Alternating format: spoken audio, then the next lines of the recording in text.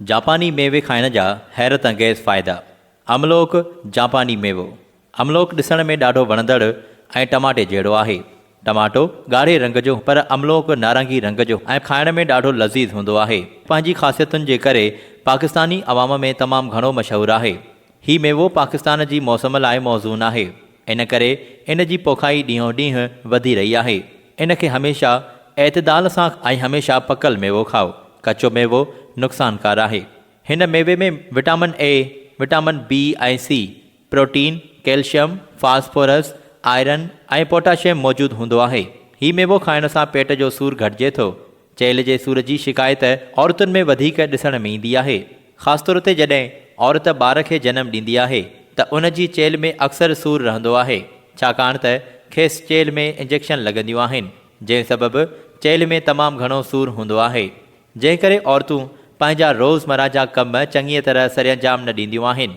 इन करे खेनि ॿियनि मेवनि वांगुरु जापानी मेवो बि खाइणु घुरिजे त जीअं चेल्ह जे सूर खां आसानीअ सां निजात हासिलु करे सघिजे। गले जे सूर में फ़ाइदेमंद आहे। अक्सर थधि जे करे असांजो गलो ख़ुश्क थी वेंदो आहे ऐं ख़ुश्क खंघि बि थींदी आहे, जेका काफ़ी तकलीफ़ ॾींदड़ हुजे थी। ॿारनि ऐं बालगनि खे नज़ले ऐं ज़ुकाम जी सूरत में जापानी मेवो खाइण सां गले जे सूर खां निजात हासिलु करे सघिजे थी। अपेंडिक्स जे मरीज़नि खे हीउ मेवो ज़रूरु खाइणु घुरिजे। इन सख़्तु दर्दनाक बीमारीअ में मुब्तला माण्हुनि खे केतिरनि ई शयुनि खां परहेज़ करणी पवंदी आहे। इन करे जेतिरो थी सघे पंहिंजी ग़िज़ा जो ख़ासि ख़्यालु रखिजे ऐं जापानी मेवे खे पंहिंजी ग़िज़ा में इस्तेमालु करणु घुरिजे। इहो न सिर्फ़ु हिकु मर्ज़ सां मुंहुं ॾियण में मदद करे थो, पर जिस्म में केतिरनि ई बीमारियुनि खां बि बचाए थो। जिस्मानी कमज़ोरी दूरि करे थो। उहे सभु माण्हू जेकी सॼो ॾींहुं कम में मसरूफ़ हूंदा आहिनि, उन्हनि लाइ तमामु मुफ़ीद आहे। अॼु जे दौर में हर माण्हू पंहिंजे कम में मसरूफ़ आहे, इन करे हर को कमु करण खां पोइ थकिजी पवे थो ऐं पाण खे ईंदड़ कम लाइ तयारु नथो करे सघे। पर हिन मेवे में अहिड़ा मिनरल्स मौजूदु आहिनि जेकी असांजे जिस्म खे मज़बूत कनि था ऐं हर रोज़ु कम लाइ चुस्ती बि ॾियनि था। जापानी फ्रूट असांजी क़ुवत मुदाफ़ियत वधाए थो, जिस्म जी कमज़ोरीअ खे दूरि करे केतिरनि ई ख़तरनाक बीमारियुनि सां विढ़ण जी सघ ॾिए थो।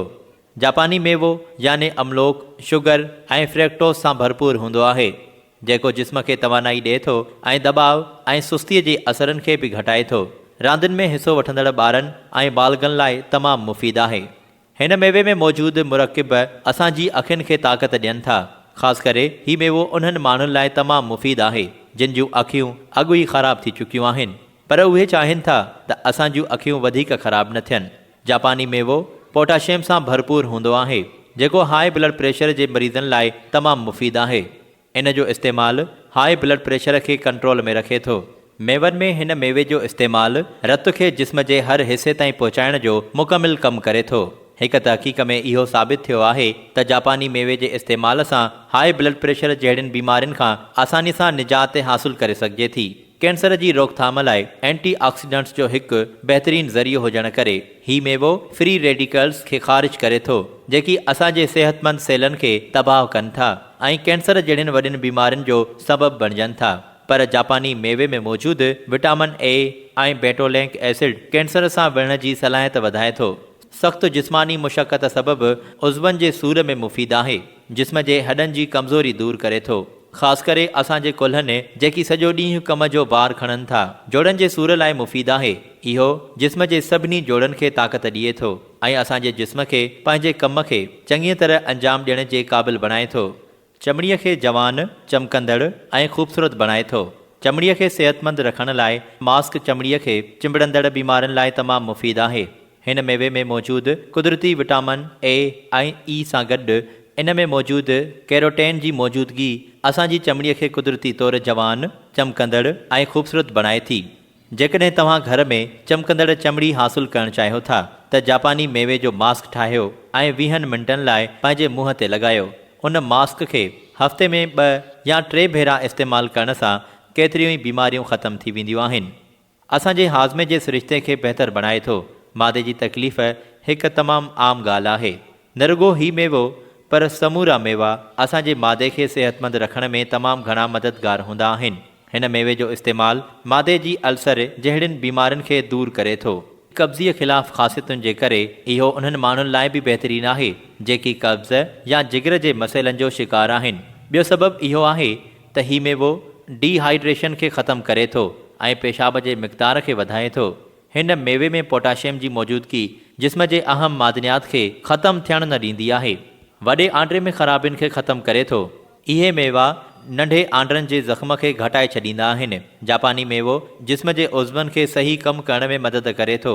कॾहिं कॾहिं आंड्रा ख़ुश्क थी वेंदा आहिनि, तंहिं करे उन्हनि खे तमामु घणे सणभ जी ज़रूरत हूंदी आहे जेको जापानी मेवे में घणो हूंदो आहे। वधंदड़ उमिरि जे असरनि खे रोके थो। जापानी मेवे में अहिड़ियूं ख़ासियतूं आहिनि इन जे बाक़ाइदा इस्तेमाल सां माण्हू जवान ऐं ख़ूबसूरत नज़र अचे थो ऐं चमड़ीअ ते उमिरि जे ज़ाहिरी असरनि खे रोके थो। सेहतमंद वारनि लाइ अमलोक इस्तेमालु करणु तमामु फ़ाइदेमंद आहे ऐं नवां वार फुटणु शुरू थियनि था। इहो थोल जहिड़नि बीमारियुनि खे घटाइण में इंतिहाई फ़ाइदेमंद आहे। इन में मौजूदु विटामिन्स जिस्म में मौजूदु चर्बीअ खे घटाए जिस्म खे उन जी असली हालत में रखंदो आहे। औरतूं अक्सर करे थोल जी शिकायत कंदियूं आहिनि। जेकॾहिं उहे जापानी मेवे खे पंहिंजे खाधे में शामिलु रखनि त उहो संदन वज़न में नुमाया घटिताई आणींदो।